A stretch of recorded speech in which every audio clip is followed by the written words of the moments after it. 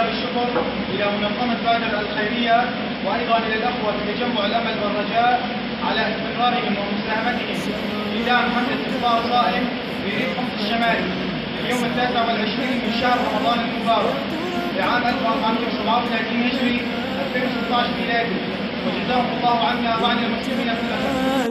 أرواحنا مثل الحمام نشتاق من عام لعام، أرواحنا مثل الحمام نشتاق من عام لعام. قد عدت بالأجر الجزيل تعطي الكثير على القليل، بالفضل ميزك الجليل، رمضان قد طاب الوصال. قد عدت بالأجر الجزيل تعطي الكثير على القليل، بالفضل ميزك الجليل، رمضان قد طاب الوصال. أرواحنا مثل الحمام نشتاق من عام لعام، أرواحنا مثل الحمام نشتاق من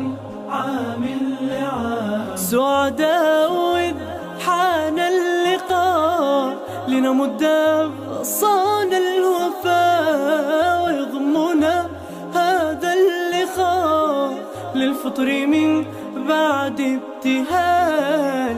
سعداء إذ حان اللقاء لنمد أغصان الوفاء، ويضمنا هذا اللقاء للفطر من بعد ابتهال. أرواحنا مثل الحمام نشتاق من